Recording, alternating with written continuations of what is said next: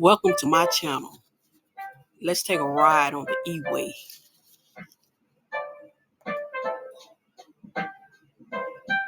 This is the tragic story of a 10-year-old Wisconsin boy charged as adult in fatal shooting of mother over Amazon order of VR headset. Surprised when there's a shooting around Jimsy's quiet neighborhood. Steve Frisch has lived near 87th and Hemlock for more than 2 decades. His quiet neighborhood was shaken up last week after police say a 10-year-old boy killed his mother.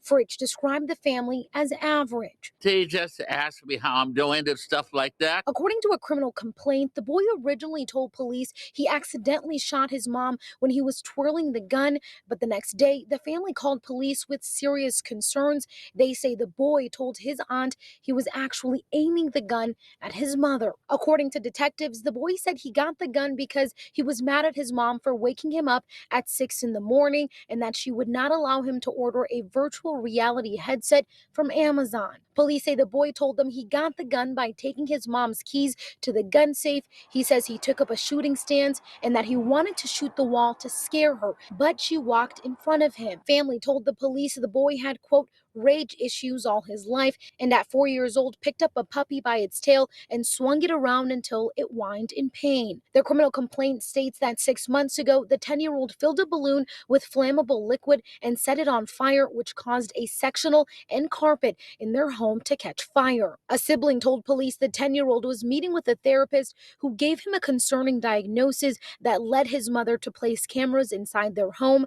The cameras were unplugged 2 weeks ago. A family member told police, quote, they felt bad for not stepping in earlier because they knew that eventually something bad was going to happen. This morning, we asked Mayor Cavalier Johnson about the charges the 10-year-old is facing. Anytime there's violence that happens in Milwaukee, whether it's committed by somebody who's 10 years old or much older than that, that gives me pause. I don't want to see anybody hurt or lose their lives in the city. In this particular case, I don't have the details just yet. This is something that is just coming to my attention just this morning.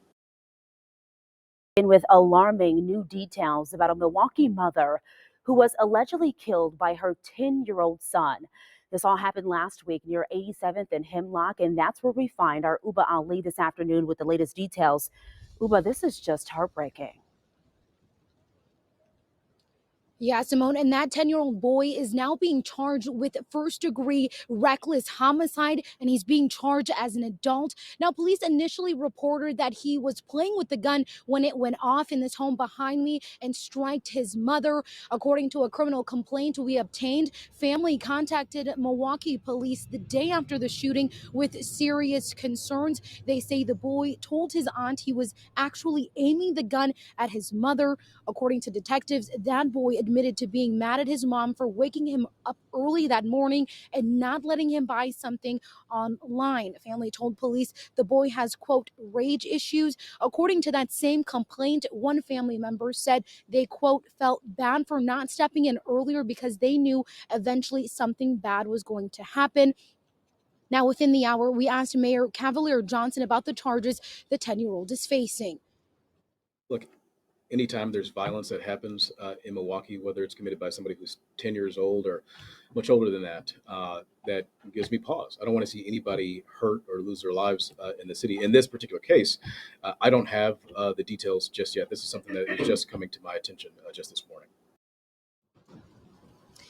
A cash bond of $50,000 was sent for the 10-year-old. He will remain at the juvenile justice facility. He is due back in court on December 7th. Reporting near 87th and Hemlock, Uba Ali. Simone. Oh, 10, so young. Thanks, Uba. Well, disturbing new details tonight about a Milwaukee mother dying at the hands of her 10-year-old son. I read through the criminal complaint to learn the 10-year-old child confessed to his aunt of using his mother's firearm to shoot her last week, Monday, at close range inside their home near 87th and Calumet.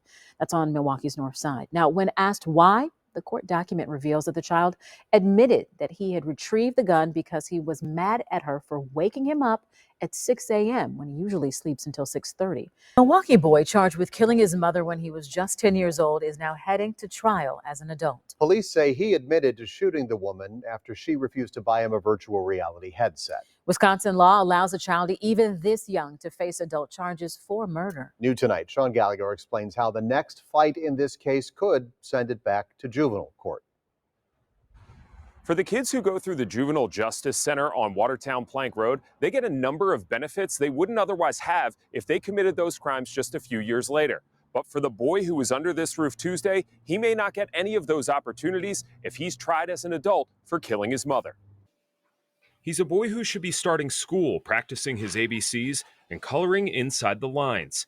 Instead, he was in a courtroom today, facing the possibility of prison for the rest of his life. TMJ4 News is not naming the boy in accordance with the judge's ruling to keep his identity private. And nothing but a true so help you God. Yes, I do.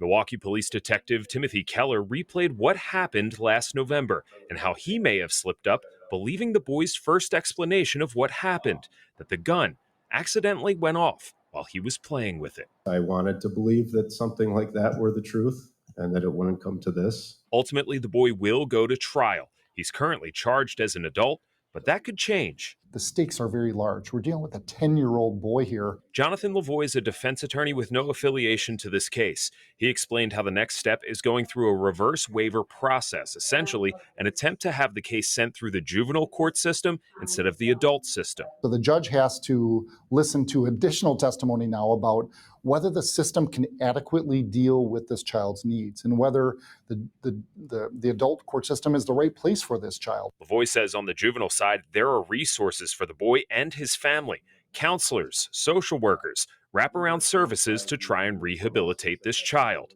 The alternative? The adult court system is much more of just a warehouse. It's very likely the juvenile court system is going to provide a lot more benefit to this child and ultimately to the community. To have the reverse waiver accepted, the boy's defense team will have to prove three things: that the adult system doesn't have adequate treatment options for the boy, that a move to the children's court won't depreciate the seriousness of the crimes levied against him, and that keeping him in the adult court isn't necessary to deter other kids from committing the same crime. We'll find out what the court will decide in the next few weeks when the boy is back in court.